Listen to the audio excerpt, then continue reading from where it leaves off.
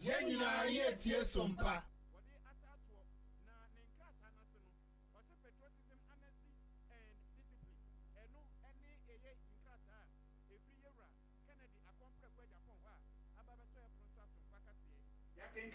Ede amamui. Meka usa SOMPA kase bona wutie fi SOMPA 106.5 FM Accra. Honorable John Abdullah Jinapo eyo swafo hwahwodene yeso ene gain transition a wo hye so man emu ebeye green baby a na wabokoko sese wo ye engineer na se wo ye technical officer na wo ye adwuma e wo power sector no na se baby anyinam kanea ehu dwumadie no koso na pese wo ya amanyosem a na wo de wo mfidie nyina egu fam no akwa ya amanyosem na se wo betina wo se bia wo ye technical officer ana wo ye engineer na enu achi no amanyosem wo du ho awurawura mu die ebe ha dwene panti obesre se engineers a wo do mo ye adwuma e wo the Electricity Company of Ghana wo kumase ene mpanifo aka wo ho nyina no obia ene ne huni wo de sansami etudwa ebre wo no wo mukodi nkita ho efa akwan ebefa so a ye de niema betu yie amanyinam kane ho dwumadi asantema ntem no ebeja na so prekope na ebre wo kono ne asantema ntem soafo Honorable Frank Amwako hene ne kabo mu wo ne ECG engineer se kan ho ene mpanifo bebre no ko hye dwumadi ahodo ampanifo ede ye dwumaso ne dwumaden na amanyinam kane ne esane wa awade abo o man Ghana yempum tuo ene yenkanko na no na Honorable John Abdullah Jinapo ede nsem we eto SOMPA kase ebonim ama Alex Kwame Redun so ede maye. Myself, my private interest is very important for me. I won't hide that. That's why I tell you, the engineers, if you want to do politics, resign and join us. Well, your job is that of an engineer. You are not a politician, and you cannot be a politician. If you want to be a politician, you would exit. Then we know that we're doing politics. As a politician, if it has to become, you have to be fair. You have to treat all of you fairly and be just to everybody. And I want to ensure that there's discipline, there's dedication, and there's commitment. And for me, that is very, very important. Kumasi is becoming not just commercial hub, it is becoming an energy industrial hub. For very soon, we're going to have more than 1,000 megawatts situated here in Kumasi. There is a strategic location. Already, you are seeing that AXA is here, Senate is coming, the VRF plants are here. They are working with advances to bring another 380 megawatts here. Eni yeti ye Honorable John Abdullah Jinapo wo yon so for hwahwodene yeso ene ode sansemi tudwa yen sentro ne Kwame Redu etintim de ababesum ye awie Na ye to akase ne so a yenko piemu ewo eye bono ene ne mpotamu en opani a wono ena woye kandini eda bono Regional House of Chief ano eye osagefo osiade yo Dr. Ajimambedu II wono na wato nkratu yin wodi afutu akwa di ama nananom se ene entokwa na ema no homne so ewo nananom ntem ewo bro ne mpotam ni nyina to atwa wodi nsem itudwa ebra na omopaw eye dwumadie bi wontoma a eno no kura no ye frɛ no eye search factory bie enti sa factory na omo ba besi a wodi asoso ekobo ofem no ena wodi sansem hadi tudwa na ne nsem kan ne mu no ena wo kire mu se wobeda eyempanifu etimi ba ye omba beka ne ho nyina se ni titiriu aban eka ho bie na wasanso abo eyom partners abaso atwom se dwumadie ye abayi eyade abababo ama mabunu etimi anya mfaso pa woso ewo adwumaye mu emu nsem a eye osagefo osiade yo Dr. Ajimambedu II domahene edi tudwa no ebini adwuma no enye factory ne keke a bebe yo nimse adwuma we anya hwe baba wuro be nipa du osia de baba ba hye ase anya na adwuma no nyene kase ne baba ba hye kase no ye asasa ya na ye be dua so banche asasa no nko ya 2000 eke na yesusu se indirect jobs e be create baba dua banche no so ye nua no se ye nsa de ya ba fo de no wuro ye wo ye machines aye de obaye tractor combine harvester plant ebedu ba bi ko ni pa be ahenu obenya adwuma no bi aye ya be farms no mu ne de ba nche no baba na baba to aso ese ni ba yi start no ba ye dia ko dwaman so ti ni pa be benya adwuma aya ka no sei no afie da nyame pa ebetwa enu akire no ena wo sanso kasa de afa fam agudie ye ne baby bebra obekọ ye tu fam asa ye nsase yin wakasa de afa hode afutuo nso tu dwese China and go time. The China and into said the change. You know, but they are not there. No cranny. I dare be an ICD and Cassan and Panam. I don't know to me, might be no more be born into the MMO.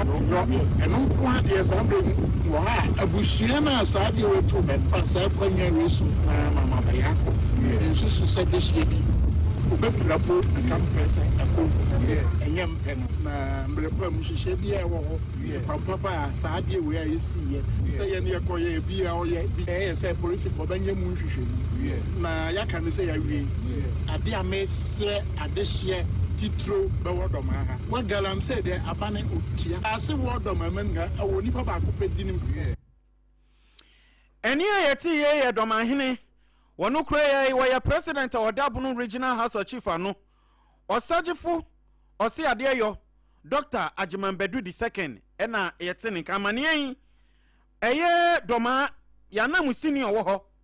eja wusu berima ena oto edemane yen Meka wose SOMPA kase bona wuti efi SOMPA 106.5 FM akran ye konsam foforo so na anu fiada ena nkwada omu tro basic education certificate examination chane teka ne BEC no omu de ba wieye enkwada ibo service omani age wo mabre subjects ahodo omu tro ye buru edu etine de ne je bebre aba na no na ban kra chipanyo wa achema mponua e wa Ashanti region anasa Asante Mantemo ani dindi Honorable Ibrahim Isaka wodi afutuo eye Isahak wodi afutuo ede ama BEC graduate for say ebra wo wie school na wutifie na wo twen wo results no enye ho na wo de be ye mpaninsem ene mpena twen ede ababo abrabofi de obetimi aye ne say wobetimi akwa akosua nsa no adwuma ebi kura adepam na wasua carpentry adwuma enu akwa akosua bi mason adwuma enu wasua bi plumbing adwuma yi ye bibi se bia internet connection ade na wusuasua kwa repair mobile phone na wusuasua sa na ye ma no enu necessary se wode aye adwuma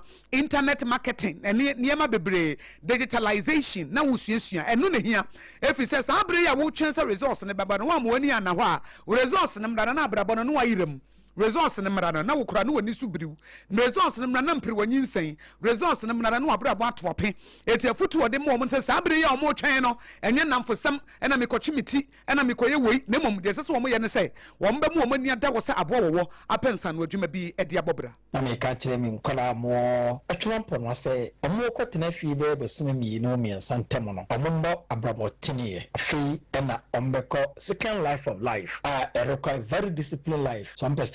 omo attain whatever they want to achieve in life and yes omo shamo so omo ko mo form so omo ya adult enti omo parents emfa omo abrabo nshom semno mnya de omo pe omo ko so omo ko ba fokubo omo fa omo ko hihye nwenu mu ene sabi ade e bitima so omo abrabo it is a chronobo e bit is a adwamambo ene de keka ho omo form nshim omo ko fie omo omo me mo omo fo bibi ye no omo no omo fo nya de enkabom enye sa adwuma no omo so bibi nti omo adwuma omo fo no mo ye nyeyi na ompese omo nya bibia for 3 months no ebetimi agaido omo se de be ya omo nya de nya ne so no ombo ni assembly no anaso education directory na ebeboa mo amom bibia yes adwuma so bi no mpese omo so na 3 months yebepe master bi na de omo hye master mensa Honorable Ibrahim Isahak asem no eti wo wie BEC na pese wonsuansa no adwuma assembly ne se wo ma bia wo ma pona ma bra oba DC badawruma me pese mesuansa no adwuma de pam etire ye wigi me pese me ye bie makeup me pese mesua o mbe boa no wanya na wote abobra eno nko ade wo so obeye na wote amana manfo ansemi ye nsentro ni ba wo be du ne tintim ede besom ye na ye wonpo ano de anoa mu ani ebedi agro ba wo be du amananso wa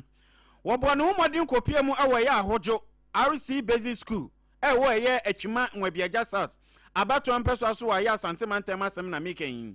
na wokopie mo suku mu honom no se na nkwala bia tro BEC ye omani agi suku ni de te bia suku ni wo mpa ne de nokura nie enyenyenyenyenyenyenyenyenyenye wo hwemfoni ode babatu dwa ne ehwese na suku dan aya nokura nie omudika na empanifu a wo suku mu honom ena omudi nkrato de to ba wa bedu animu kire ne se nokura ne nyame anim nie ya hwe ahojo RC Basic School ya ewo eye echimanwa biaja sato asema ye kan nokura ne suku no etimia de abrempon eni akuninifu etimia pie mu pa na dan wan kwade ye enkola nso hwe omukokotro ye enu ane nam so na chese wo pani a wono anoye financial secretary edema parent teachers association PTA no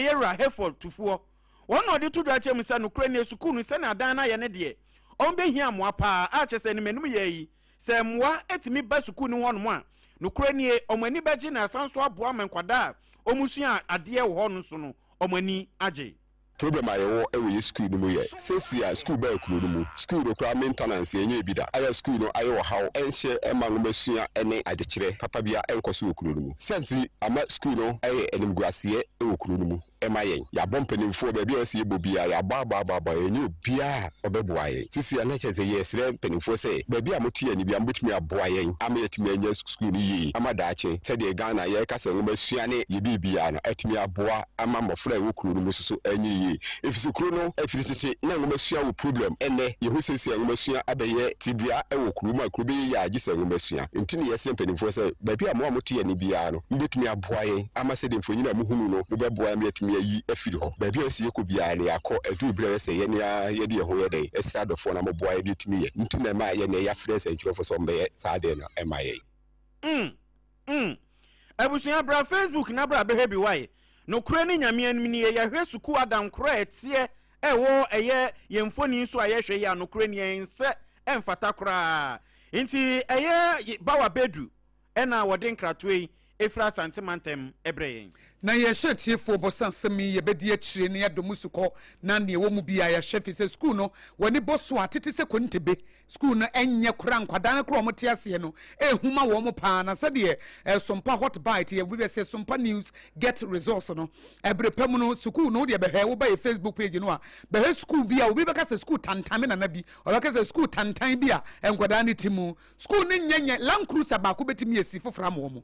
Land Cruiser baako ebetimi esidan foforo e de ama la sa Land Cruiser no a amanofo na eba na sanso saa no emu baako ebetimi esi ama nkwadai behwedan no empoma wo beka sese bi obi a wowuo a wojan ne dan ato be 40 years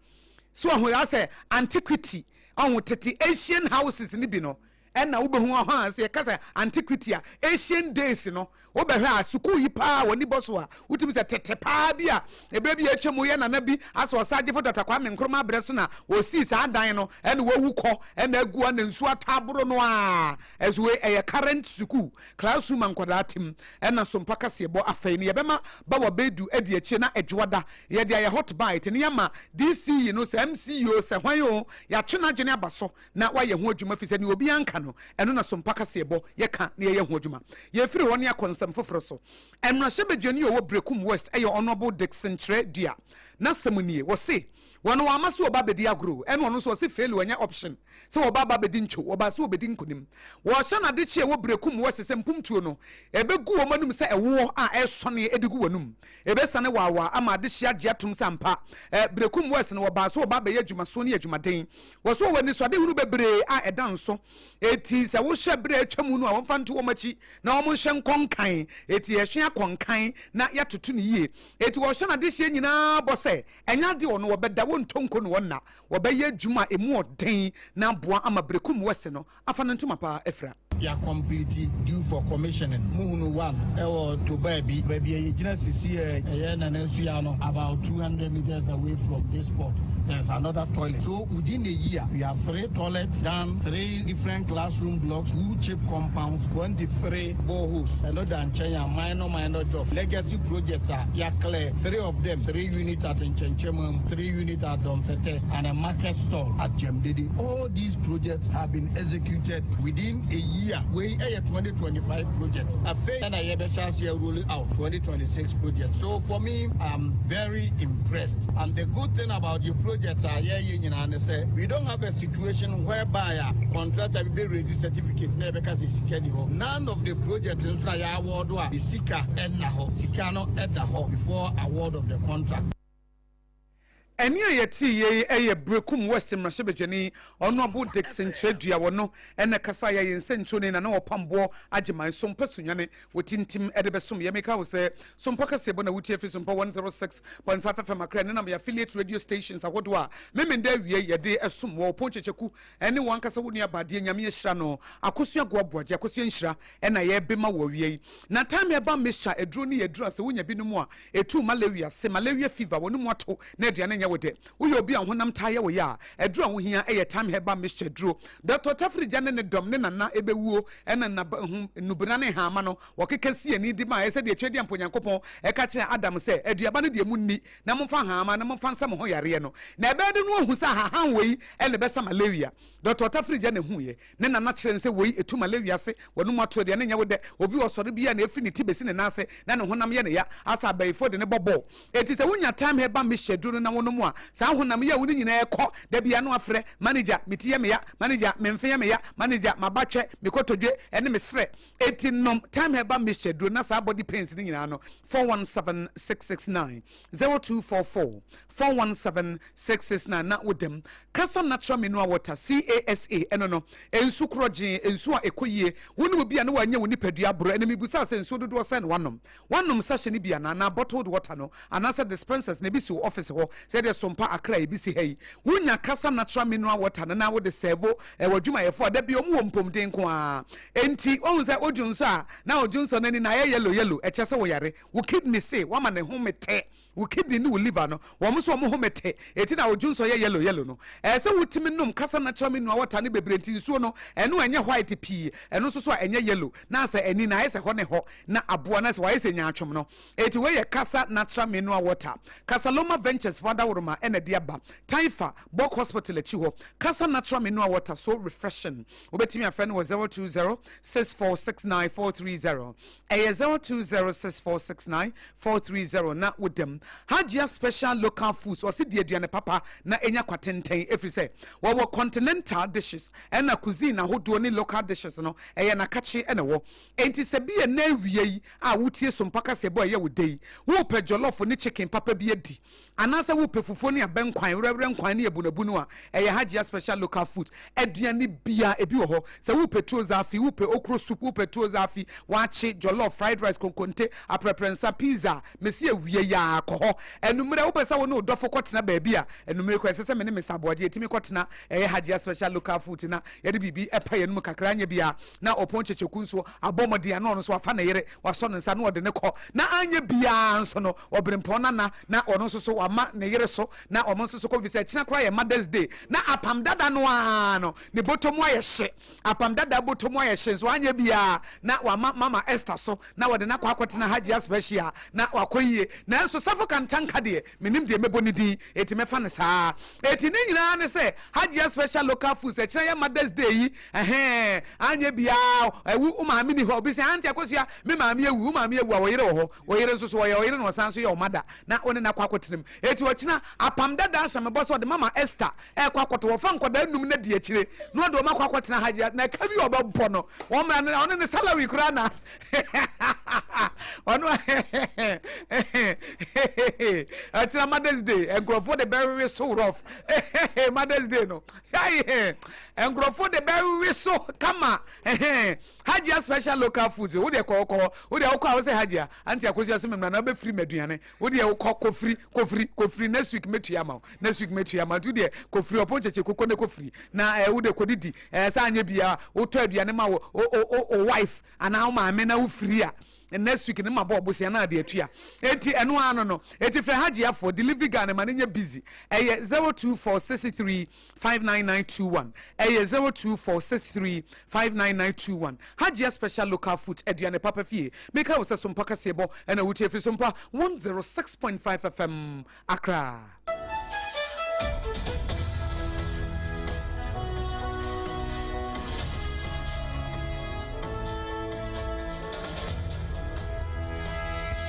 Ewra, me pacho bra na me hwa de wo bag yi. Bra, aden, enan so biem. Hey, time heba me hye ya me ka se yi ba kwin. Ani wayi me ensen. Bra, sanya time heba me hya esia gyimi ni me fiefo enya de abaako ebeso yen. We de udi se ofa ni nyina. Time heba herbal mixture make us me do one dance ya heaven and then me kwa copy. Ain't some malaria we draw on a time herbal mixture. Enya enunku die nanum to a wontimi ani die no. Time herbal mixture duro no na yema. Oba a wafa afuro die o ma akwada no fo. Ene akwada a woni mfie dumienu entimi num aduro yi bi. Se obeto aduro yi bi anoma, hwe se wakọ hospital anase lab am ye hu se wo atridie malaria yi bi ansa. Se o pe time herbal mixture enuro dudu atu a fo ani kire KNG Herbal Center ewo Emrom Abidjan House ana ba akoso wo atonsu Monaco Junction. Eno echi ubenya bi atowo over the counter medicine sellers any herbal shop dodo na emu. Fre 0244 417669. Kayo set time no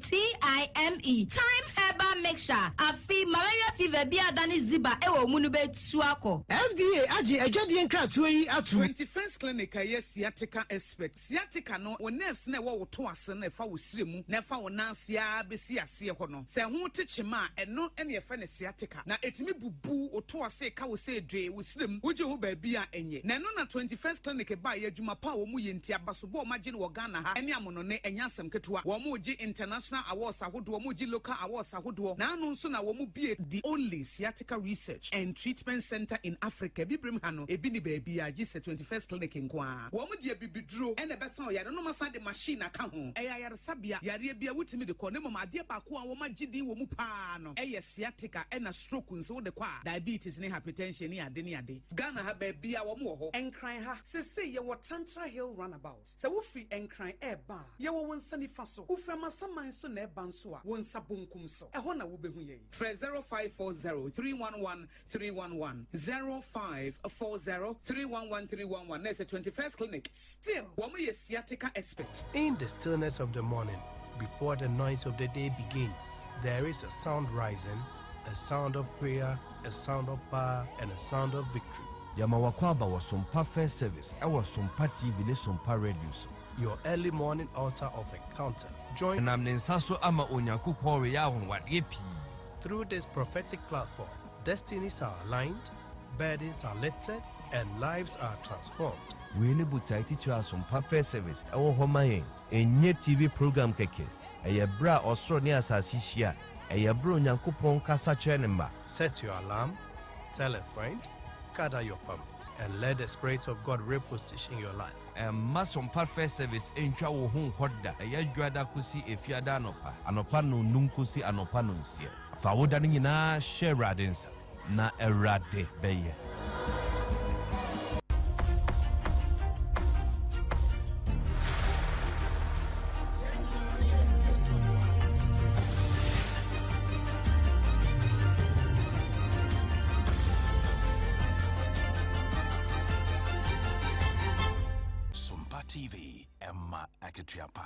Piao abusuya mayamfa sida PSC nkonfa ma se wanya bre amaya kope bre so bi afa eminim akọ na asanso ababiu na yemfi na wotwi ensem a ebeto opon so a yebobo obi so ede ema moe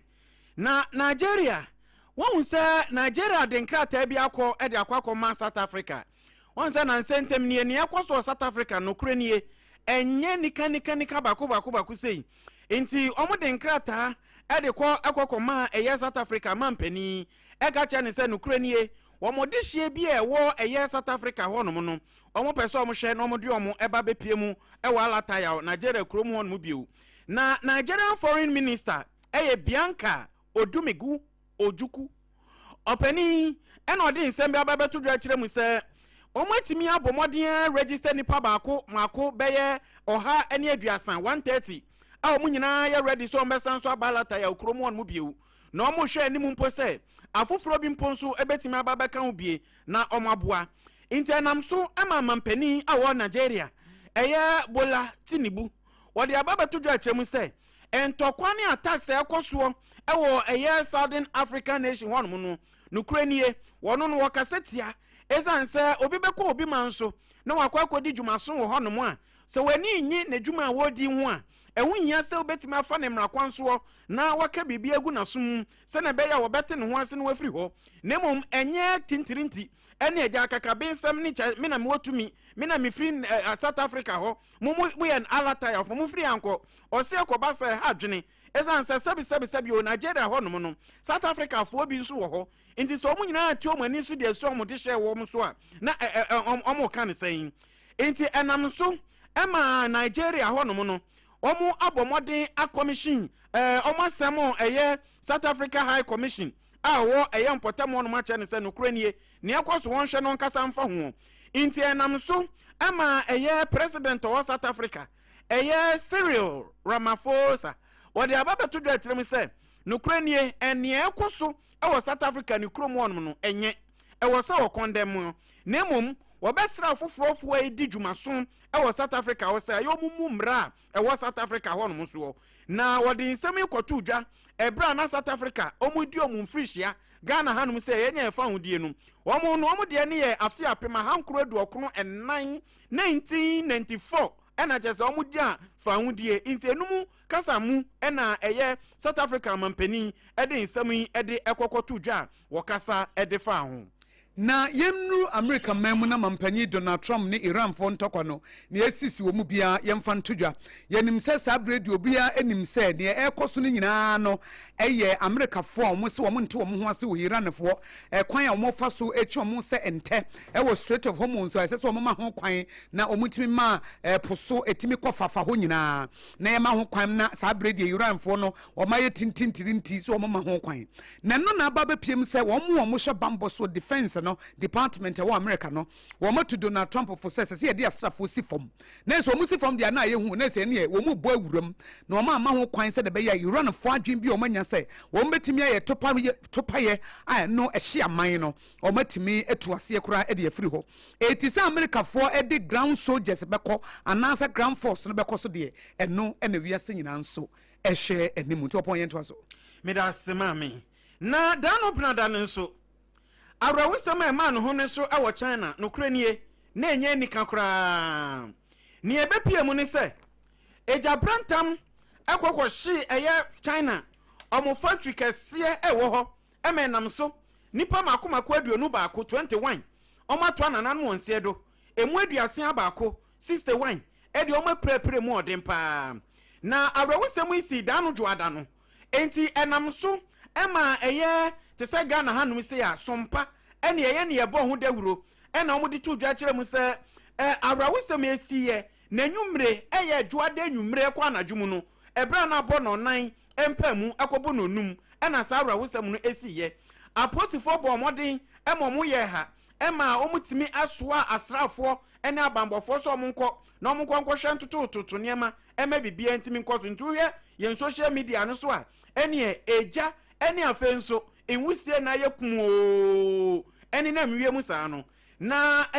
CCTV footage mpokro enu timi buaye etimi kasa kakra edefa ho ehun ne ekoso enam so ema ejai etimi ebaye nanso ni nyina mu no president ono ana China Xi Jinping wono ena chese wakasa edefa ho chese nukrani wo mo a omo preprei wo mo nyina hoden foforo ena omo so omo to nanan mo nse do nso no wosre onyankopon se wonpe baby pa emfa emom na asem yi esi da no dwa ebnada no ena yede emu nsem ebremu na ebnada hono na beda di se manly military government here abafofrei wopanyina wadano ya Asimi Goita na enche kro na defense minister yekobo no tuo ebi mu se topa ye na to wona kamu ene pa ye ma ne firi mo ya wasi se ne nyande a wo yi defense minister bia wono aye ne hu defense minister eti president no wono aso na san ye defense minister eti okuta portfolio mienu wo the president of the Republic of Mali and at the same time so ye defense minister efa sasem we see efa Sadio Kamara no a enipa bi susu se ye de topa ye Al Qaeda fo wo mu group ne efa mo Tuareg separatists no wo mu de di sabone no na sabere presidential decree no aba no a Asimi Goita a wo ye president of Mali no sanso ye defense minister no o manfo obusa se defense minister no efa ne Kamara no ebo wo wu ye nti no osuro se wan he o de foforo beto ha ebe ha no ana wo ye nsembisa afoforo nso ebisa na edewuku ada no ena enkrato nso efri Iran fo ho womode emane wiase afa na nyina se nkonkosi US fo so won se entoko ekoso US ene Iran tem no omo tena se ahwe kwan ombetimi afa so a ombetimi ahwe na omaso ano na chese asundue atimi aba eye kuro akese mienu ntem enti eno anam so ama Iran foreign minister kasamafo wo kasa de masoye no eye Ismail na wono na wakasa de atudwa kyerem se enkasakasa ekoso ewo US eni eye Iran tem no kama ete se eye abamu anisa ezan se omatena se ehuni se entokwa omumienu nyina ekono sabi ensemfata enti US president Obrempon wofa impokrompo de ababa tudwa kyerem se entokwa ekoso ewo mu eni Iran tem no ombehwe aboa na fei asundue etimi abom ntem a sansemi ebeto odwada no brada na ni wukwada yetintim so ede emamu na yeto so no enna ni nyina fa America fo wo mu ni Iran ho nsensem ye wukwada no enna beda di se mampanyi Donald Trump se Jumedia na wo mu edie efa Strait of Hormuz hono a wo mu hwe se de be ya wiem hyen na se ships ahodo mbebo wo mu ho ban kopim se bedru no wo mu de wo mu nsa to so kakra wo mu betwen na wo ma hwe se wo mu ni Iran fo ba betena se ka asomdue ehu nsema no masomdue boa no ebetimi akoyi ana Iran fo se we chese wo ma di America fo so nkonim fi se America fo no nka wo metimi anka wo mutimi eti sabre wo mu se wo mu twen se wo mu ni Iran fo betena se na asomdue boa wo ma no ne kire se America fo retreat na se wo mu ya renda no Iran for the womu bo sepa womu media for no de o makasa kasa wo ho a nanso US for mu state no US Secretary of State FDD Marco Rubio abo amane se entokwa no womu nyanwie kura na emom na de ba ko mo ne se ships ahodo se kono entimi nkoi na na womu escort wo mo no mo de womu nsa atoso eno na sabre womu so mo be chinchen kakra ahwe achi na sam na se Iran fo amre womu ho ase a ene se de Bible na kana de o ma ne ho so no onyame bre na se na de obre na se no so onyame edom no. All of a sudden on 28th February we found ourselves in the war zone. We have been holding up pretty well ever since. We have various watchkeepers watching for missiles, drones or unidentified boats. We have been very lucky that we have received sufficient water supplies and food supplies from our company. They were kind enough to provide timely supplies. Throughout this period, the biggest challenge was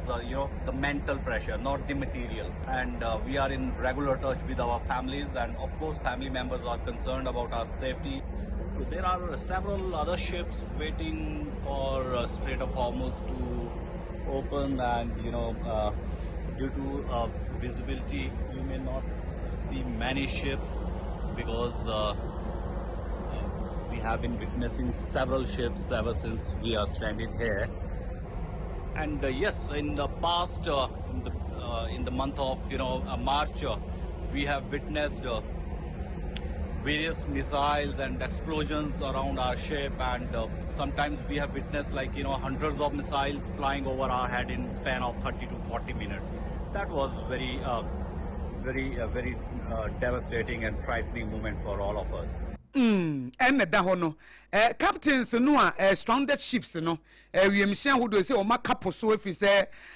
sabre de Strait of Hormuz no muntimi enwuramu no emu ba ko Captain Rahman Kapoor our master of the merchant vessel no wono ne kasa ye said the pressure kese abo mo so pa na sompa kase bonso atintim e de asom abra na wochi mu ye hwe amono ne nsem a asisie no na eda ya wada no na ya yaw ene ya afoda amani ababeto odwa kire se eye ebibremu anu sei ene wosikani bi pa Dangote wono no de nsem bi ababeto odwa kire mu se no kura ni nyame anim nie se ukra niema e de afa eposo e de ababe piemu e wo Ghana efri eye alata ya Lagos a no kura nie ebo no wo soro pa sen se old money niema e de efri eye Spain ababe piemu awo eye Nigeria wodi nsemi kokotu dwa na Dangote adwumakuo no omatimi abom homoden ekra niema e de free eye nkronkra woroso e de babe piemu awo eye omamu anu sei intiemu nsem anode babe tu dwa yi na wakasa de atodo akiremu se Dangote adwumakuo a omoye no ebi ye cement fertilizer ena afenso no eye fangu yibie ena omunyina ye inti ya hwe bibremu anu sei a inkro makomako dunson ena chese wopani wodi ni dwuma so ewo se nkro we nyina so na amane mpokro pa ba betodwa kiremu se 2025 ye etwemu da anu ye yi no waya womu a ebibre mu anum sei inkroma akoma kudu baako 11 African countries a womutimi po modin pagya omudwumadi omudie mu ema wo de koto eye obroni fita sika imu a eye American dollar yi eye $3 billion US na je so musika no e wosoro enti emu nsem ena chese da no ya wada no opani Dangote wode kokoto dwa yenso yenya bia ye pone ho bi ede emamu yɛto so a media mogul tetena wono ɛna CNN wode bae wono no obi odi kan a wode 24-hour news culture ɛbae na sɛ yɛka kaseyɛbɔ saa yɛntwada emre bi atwam na yɛka kaseyɛbɔ ne akɔyɛ programs ahodoɔ ne ababa bɛto so nanso 1980 ɛna tetena yi wode launch CNN ɛde ɛba abɔnten a ɔmanfo bu sɛ saa cable news network no na obi hu sɛ da bia yɛka news sɛ news toatoa so a ɛna akyire nkrɔfoɔ bɛhwɛ yɛ ɔmo sua bie na saa brɛ CNN for CEO san yɛ chairman Mark Thompson ɛde atodwa sɛ tena yɛ obi a na wɔgyina na so pabene so wɔyɛ obi a ɔyɛ adwuma wɔyɛ obi a wɔno aso wɔdwene ehuru ne wɔbɛyɛ ɛna wɔyɛ n'adwen nso so wɔbɛyɛ n'adeɛ wɔ mu obi ansesa n'adwene ɛno na boa no na CNN ne hyɛ aseɛ koraa no na nkrɔfoɔ frɛ no Chicken Noodle Network no wɔn de sere no sɛ ɛyɛ Chicken Noodle Network ɛbɛrɛ wɔn hyɛ aseɛ ne sɛ nnɛ channel yi aba bɛgyina na so wiase baabi a wɔn afa ɛkɔ wɔn anim ama nneɛma akɔ yie na deɛ maa CNN fo bɛgyina wɔn nan so paa kɛseɛ paa ne sɛ America mampanyin ɛyɛ Ronald Reagan 1981 ɛna mpanifo kyɛm sɛ assassination attempt na nka nipa bi pɛ sɛ wɔn bɔ ne tuo kuno ɛna wɔn ma update saa ɛnam sɛ no obiara ne gye huntu obiara de na fidie no ɛkɔto CNN ɛna nkrɔfoɔ sɛ sɛ wotie update ɛba na ɛkɔ no sɛ ɛyɛ ade papapaa efi sɛ saa brɛ no saa Ronald Reagan 1981 na ɔyɛ American president a na nka nipa bi pɛ sɛ wɔn kuno no ɛno ɛna wɔn toatoa so de saa nsɛm no nyinaa ɛbaayɛ ɛna afei nso the Challenger space shuttle disaster ɛno nso 1986 ɛno nso so network yi wɔn ɛyɛ ho adwuma bɔ ho dawura ɛna Iraq war 1990 ne 1991 Gulf war no ɛno nso wɔn bɔ ho dawuro to aso President George Bush saa brɛ no CNN for update yɛ ɛka ho asɛm bebree ne wo yi ba yɛ ɛyɛ Ted Turner yi ɛnam so ama America mampanyin Donald Trump yɛnim so no CNN deɛ wɔn pɛ wɔn asɛm dada yɛ bi criticize wɔn di wɔn atem wɔn nanso ɔse wɔn panyin ne deɛ no yɛ obi a wɔyɛ nipa papa a na wɔyɛ adwumadeɛ brɛ bi a wɔhia no wɔto nsa frɛ no a na ɔgye ne so na enura fiada na eye kofi ene afiafo da na eye obrempon wofa eye Donald Trump wansem na mebekan dano yawada no womusu omunim ni etuo no krodi kanto first ema enam so a ehun komo ababeto pon so a mebekan kan de amamun wose womu se US omni Iran omu wasumdue pono a omu nyina hwe se betimi abamu de nanso obi nim ne enam so akwoti bayira huma mu a ama na mu akese ema ebewi ekire no omuhu se etuo totoɔ ene na nnam wiem a kyese no so ababa ya asem kae foforo na amane mpokrompa efri eye Iran fo mpanifo de ababeto dwa akire mu se eye US mpanifo ankasa no omani san Iran omo oil tanker kese ba ko bia ewo krom ho no mo ena afa nsumpokura no ejapade ahuro bia no nsumpokura no etimi bua kuro no ewo Homes ho no mo na enumu ena kyese eye Iran fo enso ebo ho ban o mahwa hu ni se so omo ani amre pa ansha obrempo ho fa Donald Trump obetimi asisi wo mo na waje eye o majapade ba ko a odomankoma de koma wo mo nti eno nso ho ye nsem bia eba beto odwada no eye efiada yi a eye Donald Trump mpokura no ono nso ba abonten a obekasa edifa ehun ye ka mu biem se SOMPA kase bo na wuti efi SOMPA 106.5 FM akra ye ko efiada de eba ye efiada na US State Department ede ba abonten se America ni bia ukuta American passport ede ye nim se o ya American ni na de friend a child support no wuntua na ye beje passport na free wonsam ye be revoke passport na de to so biem passport no so wo pa wonsan nya gisa child support no watua ni nyina na omusi efa bibi common sense approach ena Donald Trump so de ba e say wadwene da ho a wo behwe no etu obi a wawo America ho a won hwe ne ba no child support no se wuntua dia ene o passport na ekuta wo se wo ya America ni no ye beji sa passport na free se be revoke wo so wuntimi ntu kwan e do hawo ne abededie beba na we ye sa common sense approach no a ye de beboa abusuafo wo mo se akoda bi ye de na ba wiase ne se fata se ne maame ne papa ehye no eti e ba ne se ne ye te ne se ye no ane se na amene se akoda bi ya wo no America memu ne ye se child support e kada ho obitimi de ka be ye $2,500 ebi mu so de be ye $50,000 aba na obada ho nti child support no se de Donald Trump fofra wode aba no a ye fa ne common sense approach no ana se common sense tools ye de support American families ne dia strengthen compliance no se wunim na se wo babi child support no wantua na ye wo se ukuta American visa ana passport bi kuta wa sa passport no ye beji e de free won sem we ne ye beji na so na ye de enensem no ye de abawie ye ensem a ye de esommo awie de makotene bi ene se Honorable John Abdullahi Jinapo eye energy and green transition minister wase wo ye engineer na se wo ye technical officer na wo ye adwuma wo power sector no a na se wo pese wo ye amanyosem afiri ho memfa amanyosem enwurawura wudwumadim sanso ena nkrata fi eye Honorable Kennedy Akompre kwa Japan ho ede amane eye Dr. Alhaji Muhammadu Baumia eka ni se dibre opeso odema no nani so nanso nani nye ho. District Chief Executive Officer Wachumamponia and Washanti Region Honorable Ibrahim Isahak what they are to BECE graduate and mo ma ye nso hwe ne say enye sabre na de be ye mpena twen ni suban bone ne nam fosam sabre pensan wadwuma bi na say wo bi ne pono wo ya akoda bia na wo bana so besua de pam wo besua tire wigi wo besua ya wo no abeboa wo ama wo sua de bra wo twen say wo resource e be ba bonten Osajifo osiade yo Dr. Hajiman Bedu the second year doman hini wono kure Bunu Regional House of Chief wono no wono eno ye president wode afutu akwode amana nanom atra nkonwa ntokwa ewo montem na afensu mpokura no wode atodu akyerem se entokwa na ewo nanom ntem ewo bunu honom no etuo etwa Sansu na mnashebe jeni owo brekum wesi Honorable Dixon Chredua na sam ne se wa maso oba bedi agro wobema adehye wo brekum wesi nyina agye atum sampa wabaye adwuma brane so